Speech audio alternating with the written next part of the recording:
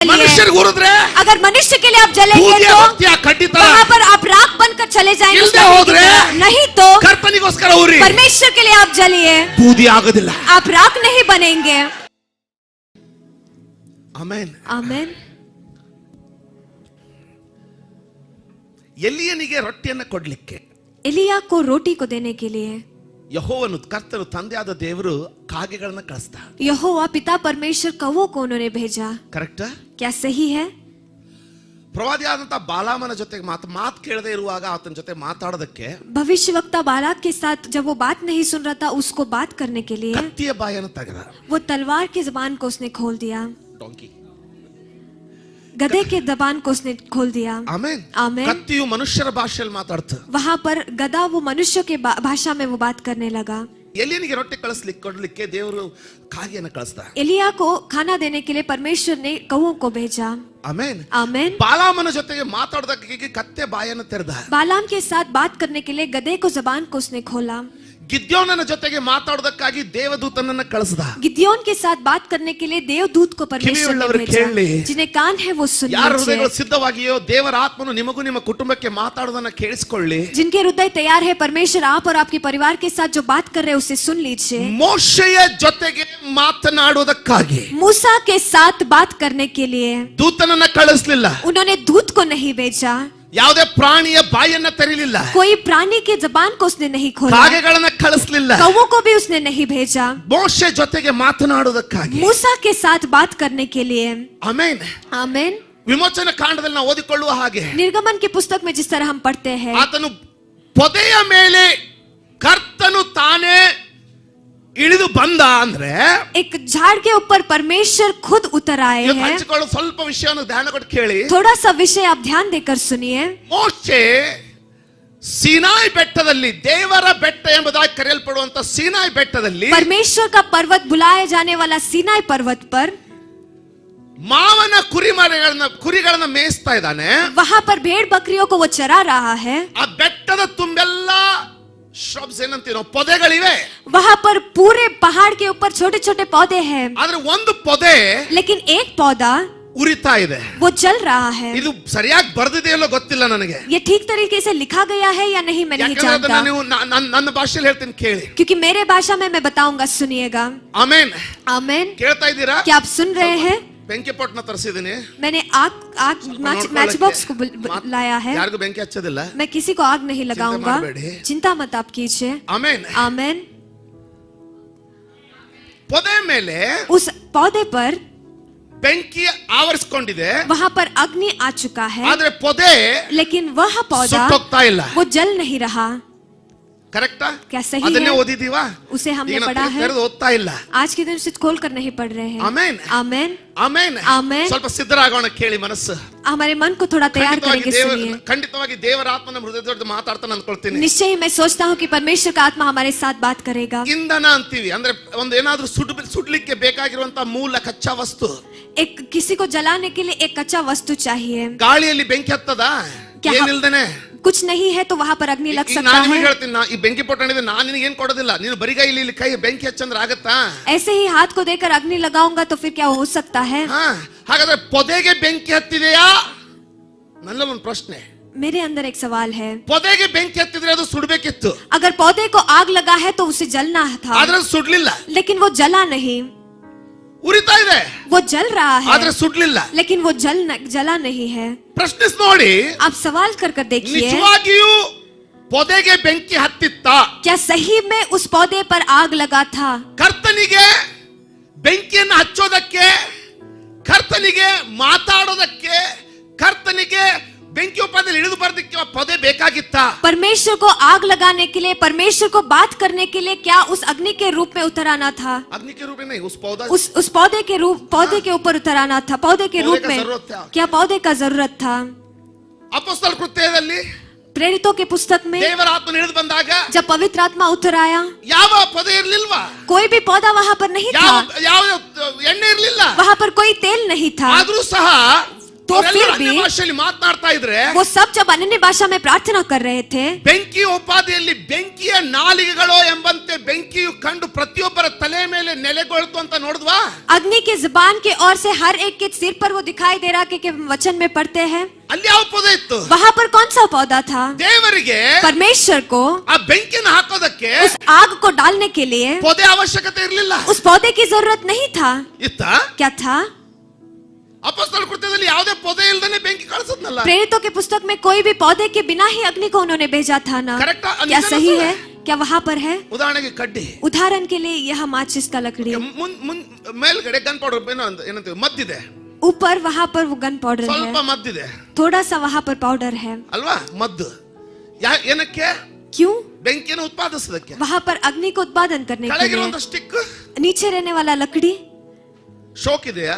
क्या वो शो के लिए है? ಏನಕ್ಕಿದೆ? किसके लिए वो है? ಇದಿಲ್ಲದೇನೆ ये नहीं है तो ಬೆಂಕಿ ಉಳಿಯೋದಿಲ್ಲ. वहां पर आग नहीं आता है। ನಿಜ ತಾನೆ? क्या वो सही है? ಇದು ಕೆಳಗಡೆ ಕಡ್ಡಿ ಇರದೆ नीचे लकड़ी के बिना ಕಬ್ಬಿಣ ಇತ್ತಂದ್ರೆ अगर लोखंड होता तो ಉರಿತಿತ್ತ? क्या वो जलता? ಕಡ್ಡಿ ನಿಮಿತ್ತವಾಗಿ ಬೆಂಕಿ ಉರಿತಾ ಇದೆಯೋ, ಬೆಂಕಿ ನಿಮಿತ್ತವಾಗಿ ಕಡ್ಡಿ ಉರಿತಾ ಇದೆಯೋ? लकड़ी की वजह से आग जल रहा है या फिर आग की वजह से लकड़ी जल रहा है? ಅರ್ಥ ಆಗ್ತದೆ ತಾನೆ? क्या आप समझ रहे ಈ हैं? ಬೆಂಕಿಯನ್ನ ಇದರಿಂದ ಪ್ರತ್ಯೇಕಿಸ್ಲಿಕ್ಕೆ ಆಗತ್ತಾ? क्या इस आग को इससे हम अलग कर सकते हैं? ಈ ಬೆಂಕಿಯನ್ನ ಇದರಿಂದ ಪ್ರತ್ಯೇಕಿಸ್ಲಿಕ್ಕೆ ಆಗತ್ತಾ? क्या लकड़ी से आग को हम अलग कर सकते हैं?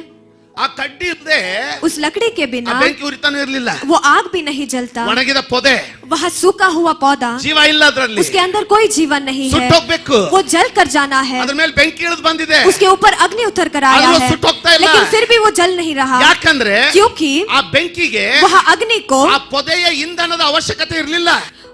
उस पौधे का फ्यूल उसको जरूरत नहीं था।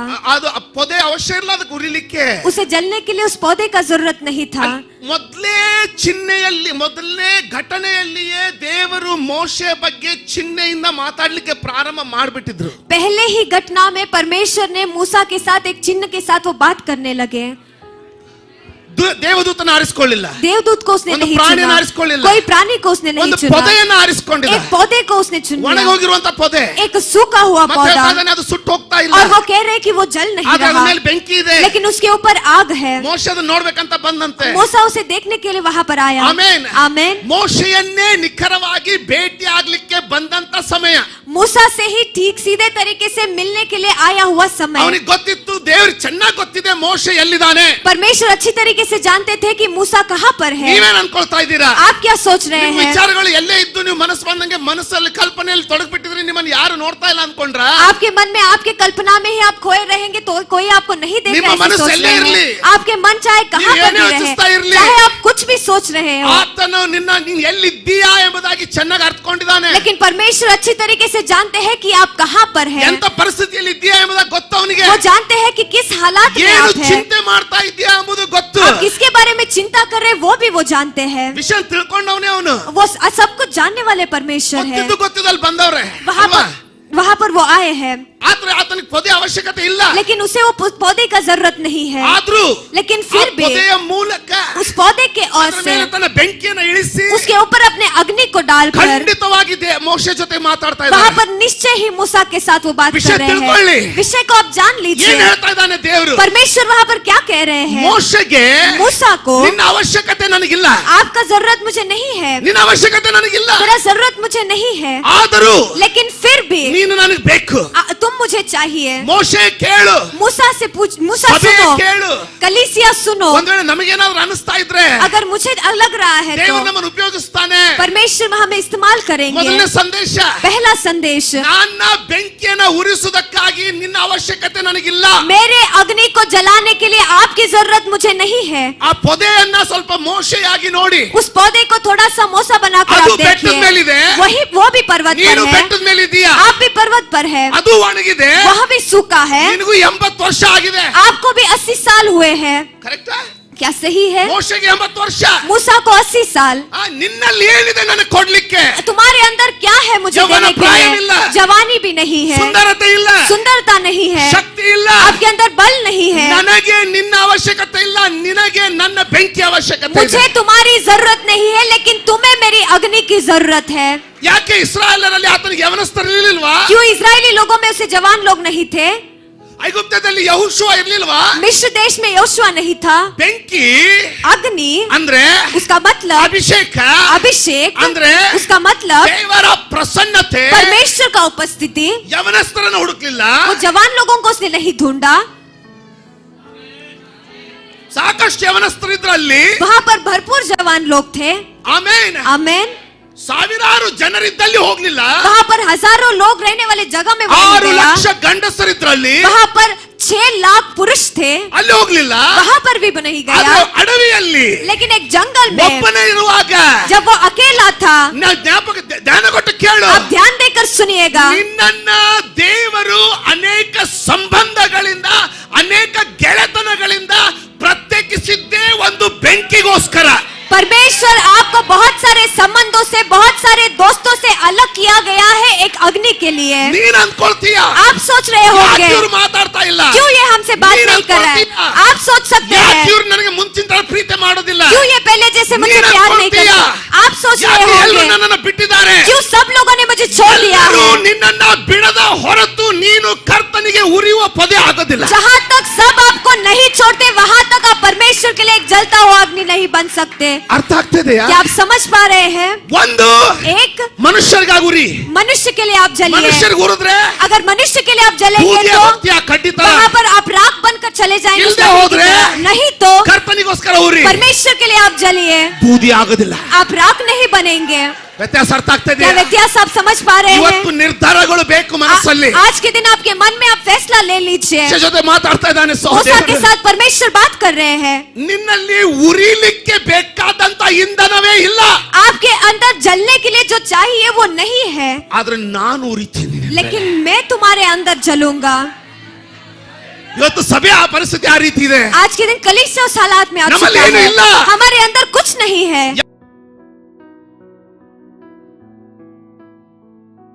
ಗಟ್ಟಿಯಾಗಿ ಹೇಳ್ತೀನಿ, लेकिन मैं जोर से आपको ಸ್ಪಷ್ಟವಾಗಿ कहूंगा, ಹೇಳ್ತೀನಿ, स्पष्ट तरीके से आपके ನಂಬಿಕೆಯಿಂದ ಹೇಳ್ತೀನಿ, विश्वास के साथ मैं कहता ದೃಢತೆಯಿಂದ हूं, ಇರ್ತೀನಿ, दृढ़ता ಹೇಳ್ತೀನಿ. के साथ मैं कहता हूं, ಮೊಣಕಾಲು ಊರ್ಲಿಕ್ಕೆ ಶಕ್ತಿ ಇರುವುದಾಗಿದ್ರೆ, अगर घुटने टेकने के लिए बल है ಪ್ರಾರ್ಥನೆ तो, ಮಾಡಲಿಕ್ಕೆ ಮನಸ್ಸಿರುವುದಾಗಿದ್ರೆ, प्रार्थना करने के लिए मन है तो, ನನ್ನಲ್ಲಿ ಏನಿದೆ ಅಂತ ನೋಡ್ಲಿಕ್ಕೆ ಹೋಗ್ಬೇಡ. मेरे अंदर क्या है कि आप मत देखिए. ಒಂದು ಜೀವವಿಲ್ಲದ, ಜೀವ ಇದೆ, ಪೊದೆಗೆ ಜೀವ ಇದೆ, ನಾನು ಇಲ್ಲ ಅಂತ ಹೇಳ್ತಲ್ಲ, ಚಟುವಟಿಕೆಗಳಿಲ್ಲದ ಒಂದು ಪೊದೆಯ ಮೇಲೆ ಆತನು ಬಂದು ಮಾತಾಡೋದಕ್ಕೆ कोई ಸಾಧ್ಯವಿಲ್ಲ. कार्य न करने वाला एक पौधे के ऊपर परमेश्वर आकर कार्य करने के लिए ತನ್ನ संभव है. ಸ್ಥಳವನ್ನ ಬಿಟ್ಟು ಚಲಿಸಲಿಕ್ಕೆ ಆಗದಂತ ಪೊದೆಯ ಮೇಲೆ ಆತನು ಇಳಿದು उस ಬರ್ಲಿಕ್ಕಿದ್ರೆ जगह को छोड़कर दूसरी जगह न जाने वाले पौधे के ऊपर वो आकर कार्य कर सकते हैं. ಪ್ರಾರ್ಥನೆ ಮಾಡಿ ಆದ್ರೂ ನೋಡು, प्रार्थना कर कर तो आप देखिए, ಪ್ರಾರ್ಥನೆಗೆ ಇಳಿದಾದ್ರೂ ನೋಡು, प्रार्थना में जाकर तो आप ಪ್ರಾರ್ಥನೆಯಲ್ಲಿ देखिए, ಪ್ರವೇಶಿಸಿ ಆದ್ರೂ ನೋಡು. प्रार्थना में प्रवेश कर कर तो आप देखिए. ಅರ್ಥ, ಈ ವ್ಯತ್ಯಾಸ ಅರ್ಥ ಆಗ್ತಾ क्या ये ಇದೆಯಾ? व्यत्यास आप समझ पा रहे हैं? ವ್ಯತ್ಯಾಸ ಅರ್ಥ ಆಗ್ತಾ क्या ಇದೆಯಾ? व्यत्यास आप समझ पा रहे हैं? ಪೊದೆ ಬೆಂಕಿಯನ್ನ ಉರಿಸ್ತಾ ಇಲ್ಲ, वो पौधा अग्नि को नहीं जला रहा,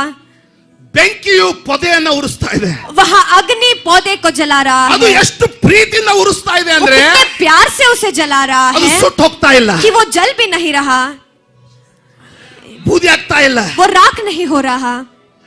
ದೇವರಿಗೆ ಯೋಜನೆ ಬೇರೆ ಇತ್ತು. परमेश्वर का योजना ही अलग था. ಆತನು ಬರೀ ಬೆಂಕಿ ಮೂಲಕ ಮಾತಾಡ್ಲಿಕ್ಕೆ ಬರ್ಲಿಲ್ಲ. वो सिर्फ अग्नि की ओर से बात करने के लिए नहीं आए थे, ಆದ್ರೆ ಮೋಶೆ ಯಾವ ಪೊದೆ ಅಂತ ತೋರಿಸ್ಲಿಕ್ಕೆ ಬಂದಿದ್ದ? लेकिन मौसा कौन सा पौधा है कि दिखाने के लिए वो आए थे. ಒಣಗಿ ಹೋಗಿದ್ದ. वो सूखा हुआ ಏನ್ था, ಒಣಗಿತ್ತು?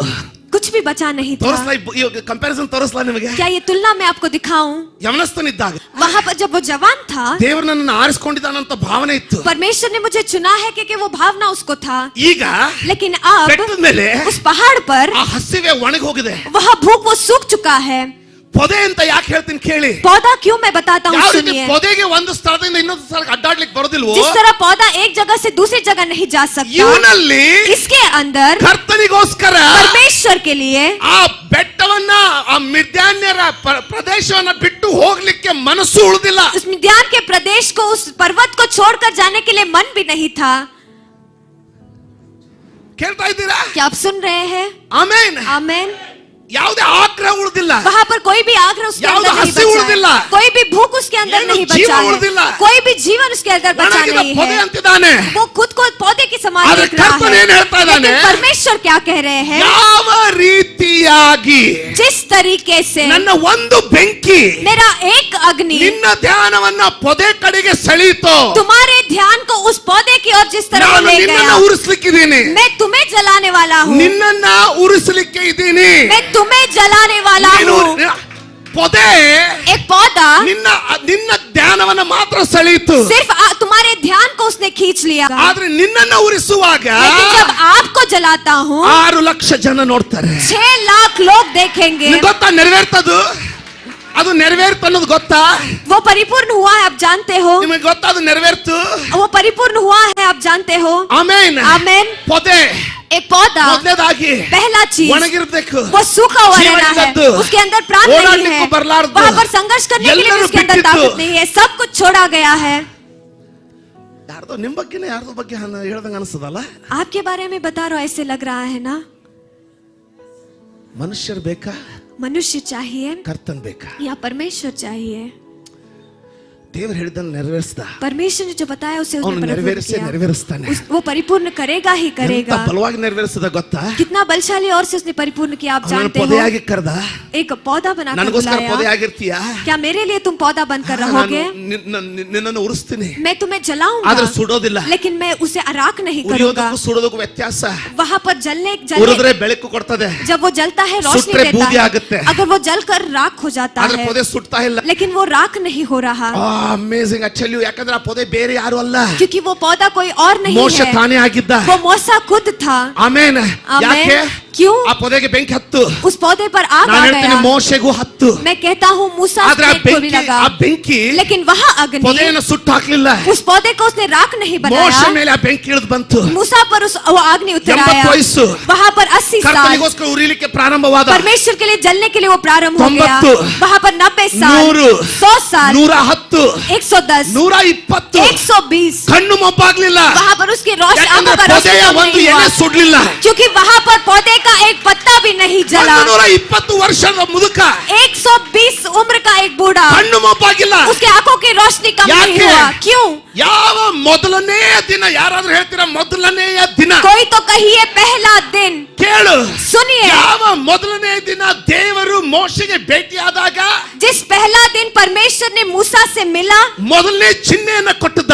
पहले चिन्ह को उसने दिया। ನನ್ನ ಬೆಂಕಿಯನ್ನ ನಿನ್ನ ಮೇಲೆ ನೀನು ಸ್ವೀಕರಿಸಿಕೊಳ್ಳೋದಾಗಿದ್ರೆ अगर मेरे अग्नि को तुम्हारे अंदर तुम स्वीकार लोगे तो ನಾನು ನಿನ್ನನ್ನ ಸುಟ್ಟು ಹಾಕೋದಿಲ್ಲ. मैं तुम्हें जलाकर राख नहीं बनूंगा। ಅವಾಗ ಅವನ ವಯಸ್ಸು 80. तब उसका उम्र 80 साल था। ದೇವರು ಆತನ ಮೇಲೆ ಹಿಡಿದು ಬಂದ, परमेश्वर उसके ऊपर उतर आए, ಅವನನ್ನು ಉಪಯೋಗಿಸಿದ. उसको इस्तेमाल उन्होंने ಈಗ किया। ಅವನ ವಯಸ್ಸು 120. अब उसका उम्र 120 है। ಕಣ್ಣು ಮೊಬ್ಬಾಗ್ಲಿಲ್ಲ. उसके आंखों का रोशनी कम नहीं हुआ। ಯಾಕೆ? क्यों? ಕರ್ತನ ಬೆಂಕಿ. परमेश्वर का अग्नि, ಕಾಲುಗಳು ಬಲಹೀನವಾಗ್ಲಿಲ್ಲ. उसके पैर वो बलहीन नहीं हुए। ಯಾಕೆ? क्यों? ಉರಿತಾ ಇರೋದು ಯಾರಿಗೆ? वो किसके लिए जल रहा है? ಕರ್ತನಿಗೋಸ್ಕರ. परमेश्वर के लिए। ದೇವರ ವಾಕ್ಯ ಹೇಳ್ತದೆ, परमेश्वर का वचन कहता ಆತನ है ಕಣ್ಣು ಮೊಬ್ಬಾಗ್ಲಿಲ್ಲ. उसके आंखों का रोशनी कम नहीं हुआ, ಆತನ ಶರೀರದ ಬಲವು ಕುಂದಲಿಲ್ಲ. उसके शरीर का बल वो कम नहीं हुआ।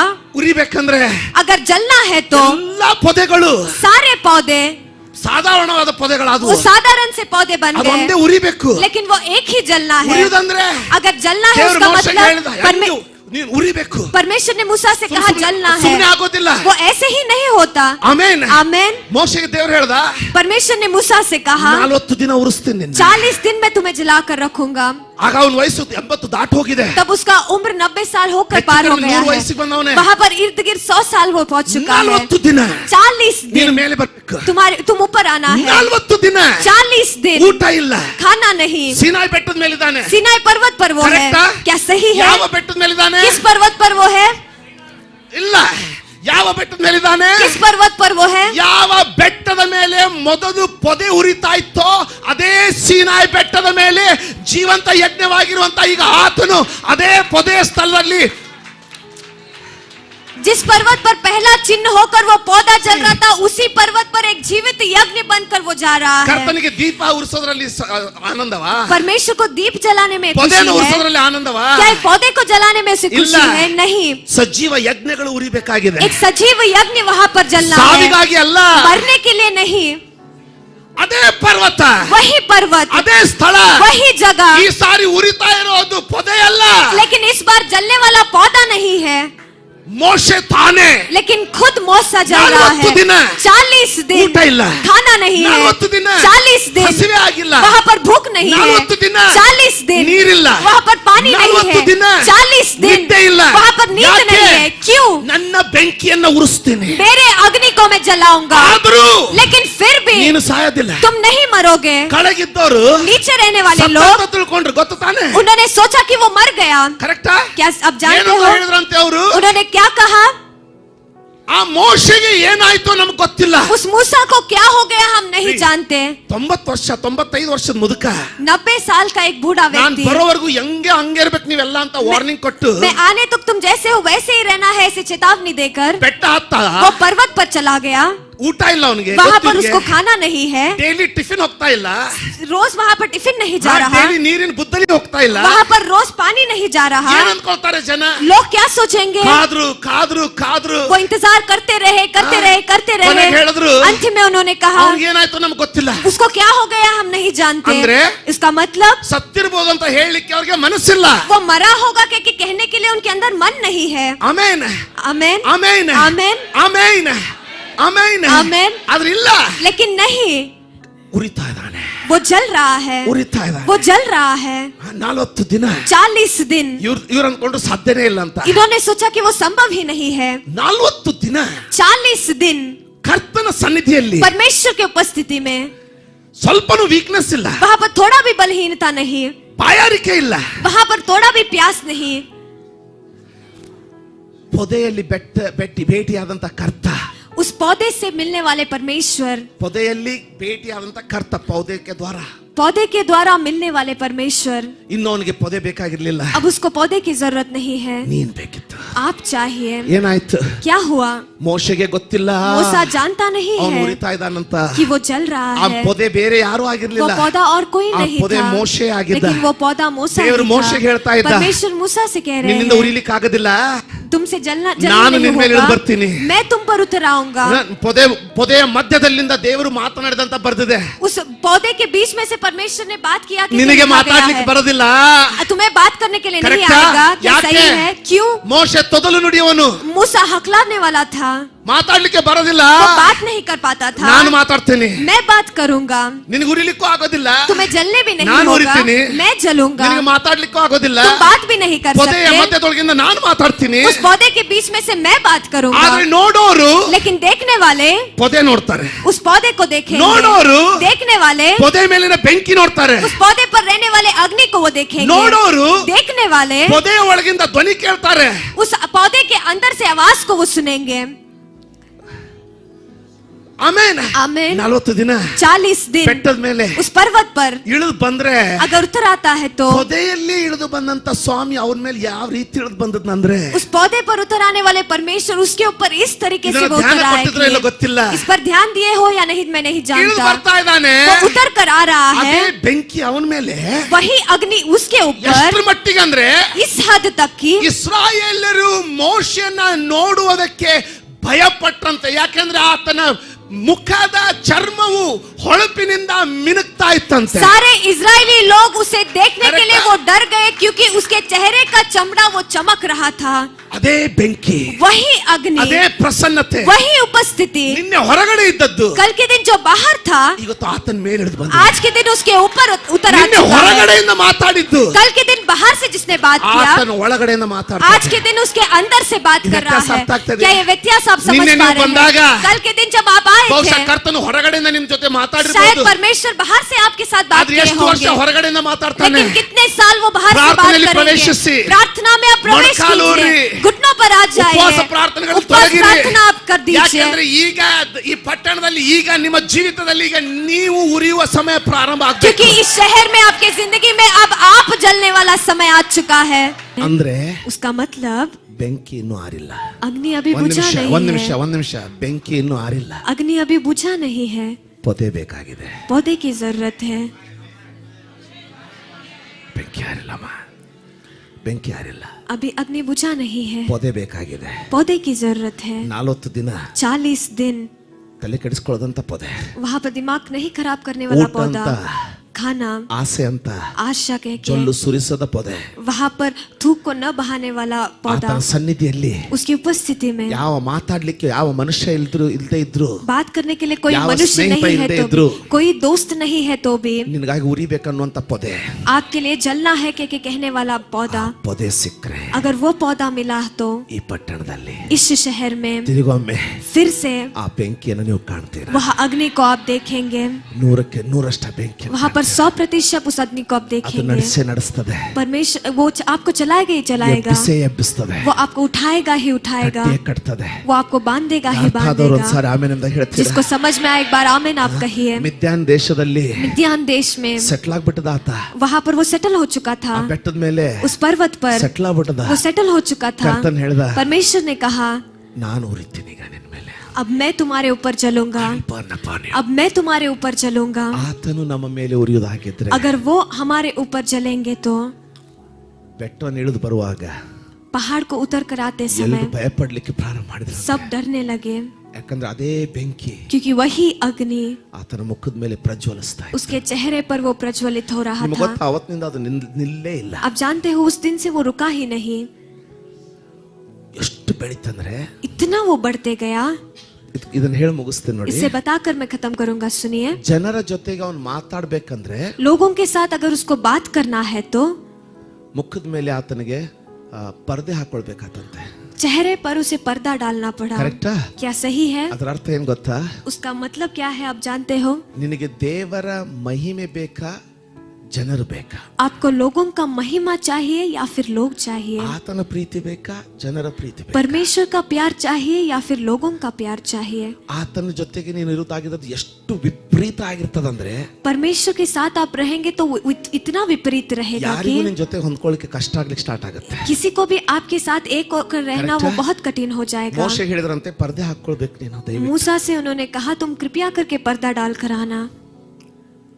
ದೇವರ ಮಹಿಮೆಗೆ ಪರದೆ ಹಾಕುವಷ್ಟು ಅಮೂಲ್ಯ ನಾನಿನ ಸಂಬಂಧ. परमेश्वर की महिमा को पर्दा डालने से भी बढ़कर अमूल्य है क्या आपका रिश्ता? ದೇವರ ಮಹಿಮೆಗೆ ಮುಸುಕು ಹಾಕುವಷ್ಟು ಪ್ರಿಯವಾದಂತ ಎಂಟರ್ಟೈನ್ಮೆಂಟ್ ಅದು. परमेश्वर की महिमा को ढकने वाले से भी बहुत प्रिय वो मनोरंजन आपके लिए है. ದೇವರ ಮಹಿಮೆಗೆ ಮುಸುಕು ಹಾಕುವಷ್ಟು ಉನ್ನತವಾದಂತ ಫ್ರೆಂಡ್ಶಿಪ್ ಅದು. परमेश्वर की महिमा को ही ढकने वाला उतना उन्नत वो दोस्ती आपका है. ವ್ಯತ್ಯಾಸ ಅರ್ಥ ಆಗ್ತದೆ? क्या व्यत्यास आप समझ पा रहे हैं? ಮುಸುಕ್ ಹಾಕೊಂಡ್ರೆ ಜನರ ಜೊತೆ ಮಾತಾಡ್ತೀರಾ, ದೇವರ ಮಹಿಮೆಯನ್ನು ಮುಚ್ಚಿಟ್ಟು ಬಿಡ್ತೀರಾ.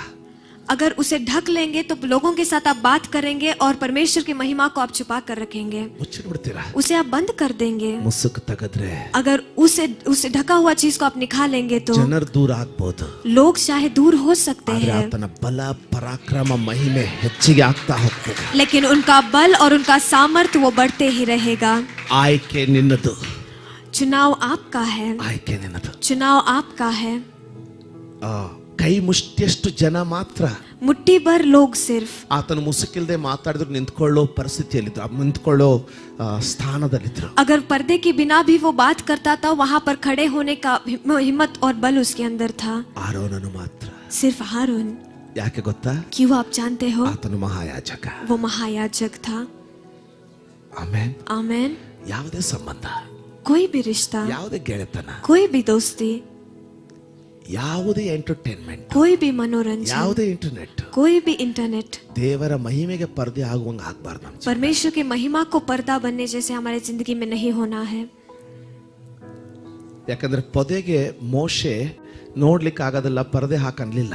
क्योंकि पौधा को मूसा नहीं देख सकता है क्योंकि पर्दा नहीं डाला गया. नहीं. ಆದ್ರೆ ನಿಂತ್ಕೊಂಡು ಮಾತಾಡ್ದ. लेकिन वहां पर खड़े होकर उसने बात किया. ಅದೊಂದೇ ಕಾರಣದಿಂದ सिर्फ वो एक ही कारण से ಅವನ ಮೇಲೂ ಸಹ ಬೆಂಕಿ ಇಡಲಿಕ್ಕೆ ಸಾಧ್ಯ ಆಯ್ತು. उसके ऊपर भी वो अग्नि उतर आने के लिए संभव हो गया. ನೀನ್ ನಿಂತ್ಕೊಳ್ಳೋದಾಗಿದ್ರೆ अगर आप खड़े हो जाएंगे ಅದೇ तो ಬೆಂಕಿ ನಿನ್ನ ಮೇಲೆ ಉರಿಲಿಕ್ಕೆ वही अग्नि आपके ऊपर उतर आ सकता ಈ है। ವರ್ಷ यह साल ಕರ್ತನಿಗಾಗಿ ಪ್ರತ್ಯೇಕಿಸಲ್ಪಡಬೇಕಾದ ವರ್ಷ, परमेश्वर के लिए अलग करने वाला साल यह है। ಹೋರಾಡಿ आप निरंतर रीति से प्रार्थना में संघर्ष होराडी। कीजिए, प्रार्थना में आप प्रत्येकिಸಿಕೊಳ್ಳಿ। निरंतर रीति से अपने आप को अलग आप ಯಾಕಂದ್ರೆ कीजिए, ಕರ್ತನ ಕೈ ಹಿಡಿದು ನಡೆಸಲಿಕ್ಕೆ क्योंकि परमेश्वर हाथ को पकड़ कर चलाने